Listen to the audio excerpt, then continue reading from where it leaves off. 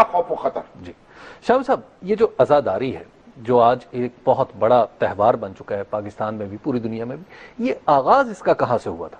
تو حضرت زینب رضی اللہ تعالی عنہا جب یہ جو بیٹی تھی حضرت علی کی، بہن ہے حضرت حسین کی، اور وہ کربلا میں تھیں اور بچ نکلی. جب وہ ان کو اور ان کے قافلے کے دوسرے لوگوں کو شام لے جایا گیا دربار میں، ٹھیک ہے، تو پھر انہوں نے یزید کے سامنے خطبہ دیا ہے. اچھا، وہ خطبہ جو ہے وہ اپنی جگہ جرت اور ہمت کی ایک عجب داستان ہے، اور آپ کے رونگٹے کھڑے کر دیتے کہ کس دلیری کے ساتھ انہوں نے اس کے ایک قیامت برپا ہو چکی ہے. نواسہ رسول جو ہے وہ شہید ہو چکے ہیں، ان کے خاندان کے مرد زین العابدین کے جی سارے جو ہیں مارے جا چکے ہیں، اور بے سر سامانی ہے، اور ایک عجب افراتفری ہے، اور قافلہ جو ہے اس میں بچے ہیں، اس میں عورتیں ہیں، اور لٹا پٹا اور پہنچتا ہے اس حکمران کے سامنے جس کے عہد میں یہ سب کچھ برپا ہوا ہے. اور کس جرت کے ساتھ معلوم ہوتا ہے، لیکن حضرت علی کی بیٹی ہیں تو کیسی جرت کے ساتھ گفتگو کرتی ہیں، اسے للکارتی ہیں، اسے ڈانٹتی ہیں، اسے پھٹکارتی ہیں، اور وہ دبکا ہوا بیٹھا جو ہے اس کو سننے پر مجبور ہے. تو وہ حضرت زینب سے آپ سمجھیے کہ عزاداری کا جو آغاز ہے اسی دن ہو گیا، اس خطبے سے ہو گیا جب حضرت زینب نے اپنے شہیدوں کا تذکرہ کیا اور ان پر تلوار چلانے والے جو ہیں ان کو تنبیہ کی کہ تمہارا کیا حشر ہونے والا ہے، اور تمہارا اقتدار چند روزہ ہے، اور تم جو آج مسرت سے بیٹھے ہوئے ہیں تمہاری آخرت جو ہے وہ خراب ہو چکی ہے. تم نے دنیا بنانے کے لیے آخرت کو خراب کر ڈالا ہے، اور تمہارا انجام تو بہت قریب ہے. تو پھر حضرت زینب کا وہ خطبہ آج بھی اہل عزم و ہمت کو ایک نیا ولولہ اور نیا جوش عطا کرتا ہے. اور پھر اس کے بعد حضرت زینب جو ہے وہ اس کا اہتمام کرتی تھی، اور ہمارے اپنے جو شہید بھائی اور اپنے جو دوسرے عزیز تھے ان کا تذکرہ ہوتا تھا. اور پھر محرم کا مہینہ جو ہے وہ اس کے لیے خاص ہوتا چلا گیا.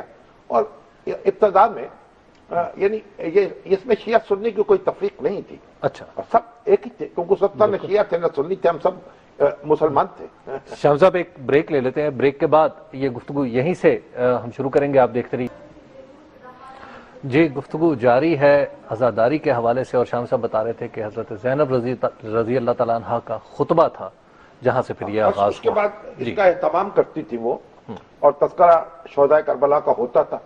پھر مختلف علاقوں میں جب یہ روایت پہنچی ہے تو ان کے مقامی کلچر میں ڈھل گئی ہے. اچھا، تو ہمارے ہاں کیونکہ ہندی کلچر جو تھا اس کے تحت پھر اس کو منایا جانے لگا، اور لکھنؤ سے اس کا ایک خاص کروفر سے اس کا آغاز ہوا ہے. اچھا، اور اب دنیا کے تمام ممالک میں یہ عاشورہ اسی طریقے سے منایا جاتا ہے. لیکن مقامی جو ان کی روایات ہیں اور کلچر ہے اس کے تحت پھر مزاج جو ہے اس کا بدل جاتا ہے، اس کے اندر اس کا رنگ بدل جاتا ہے. لیکن کئی جگہ جلوس نہیں نکالے جاتے، اچھا، کئی جگہ اجتماعات ہوتے ہیں، اور کئی جگہ مختصر اس میں جلوس نکالے جاتے ہیں راستے میں. اچھا شاہ صاحب، یہ جس واقعے کو ہم یاد کرتے ہیں محرم میں، اس واقعے کے پیچھے سوچ کیا کار فرما تھی؟ وہ کیا فلسفہ تھا جس کو لے کے حضرت امام حسین جو تھے وہ کربلا پہنچے؟ دیکھیے اب تاریخ کا معاملات ہیں تو اس میں آپ کو ذرا سمیٹتا ہوا بات کرتا ہوں. ٹھیک ہے. یہ جو حضرت علی کی شہادت کے بعد حضرت حسن جو ہے وہ خلیفہ منتخب ہوئے، بالکل، اور اس طرف شام میں امیر معاویہ جو تھے وہ حضرت علی کی خلافت انہوں نے تسلیم کی تھی نہیں کی تھی. اور پھر اس کے بعد آپ کو میں جنگ ہوئی تھی، جنگ صفین جسے کہتے ہیں، اس کا ایک نتیجہ تو میں تفصیل میں جانا نہیں چاہتا. بس حضرت حسن جو تھے ان کے اور حضرت معاویہ کے درمیان مقابلہ ٹن گیا. اچھا، اور فوجیں آمنے سامنے تھیں، اور حضرت حسن جو ہیں وہ بڑے صلحجو تھے. اچھا، اور انہوں نے یہ سوچا کہ یہ خون جو ہے مسلمانوں کا بہنا نہیں چاہیے. ٹھیک. اور پھر امیر معاویہ کی طرف سے سفیر بھیجے گئے تاکہ مذاکرات کر سکے.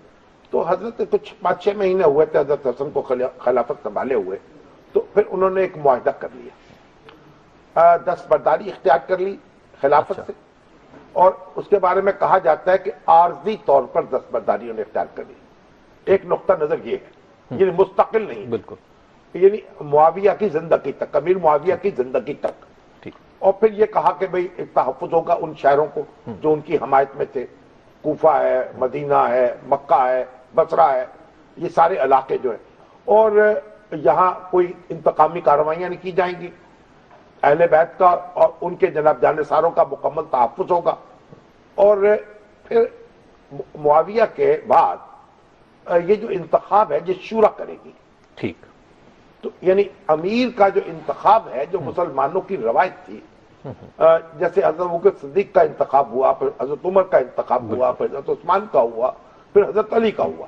تو آپ دیکھیں ہر انتخاب میں ایک شرائعیت کا عنصر غالب رہا. ٹھیک، یعنی اس کا پیٹرن کوئی بھی ہو، لیکن بنیادی بات تھی کہ لوگوں کی جو رائے تھی، اہل الرائے کی، اس کو بڑی اہمیت دی گئی.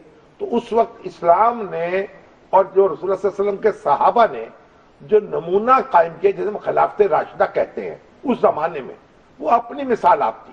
ٹھیک، جب جگہ جگہ بادشاہتیں تھیں اور باپ کے بعد بیٹا جو اقتدار سنبھالتا تھا، یہاں ایک مشورے سے حکومت سازی کا ایک نیا ماڈل پیش کیا گیا دنیا کے جو سامنے. ڈیموکریسی کی بھی شکل ابتدائی کال ہے. ابتدائی کال، ایک خاص لوگوں کے مشورے سے ایک معاملہ کیا جائے اور رنگ اور نسل کے بغیر، تعصب کے بغیر، جو اپنے سے بہتر آدمی سمجھا جائے اسے منتخب کر لیا جائے. تو حضرت حسن کے انتقال کے بعد اور پھر امیر معاویہ کا جب انتقال ہوا تو انہوں نے معاملہ شورا پر چھوڑنے کی بجائے یزید کو اپنا نامزد کر دیا، جانشین. ٹھیک، اور اس کے لیے بیعت لینے کی کوشش شروع کر دی. اب کئی صحابہ کرام جو تھے انہوں نے اس کو پسند نہیں کیا اور بیعت نہیں کی. ان میں حضرت حسین بھی تھے اور ان میں عبداللہ بن زبیر بھی تھے اور ان میں دوسرے کئی صحابہ بھی تھے. اچھا، تو حضرت حسین جو تھے ان کو کوفہ والوں نے بلایا کہ آپ یہاں آئیں اور ہم آپ کے ہاتھ پر بیعت کرنا چاہتے ہیں. ٹھیک، جب وہاں پہنچے تو یزید نے ایک سخت گیر گورنر وہاں بھیج دیا. بہت سے لوگ جو تھے وہ دبک گئے اور حضرت حسین کا قافلہ جو تھا وہ مختصر قافلہ تھا، یعنی کوئی لڑائی جھگڑے کے لیے وہ نہیں آئے تھے. اچھا، اور 72 آدمی کیا لڑے جھگڑیں گے. بالکل.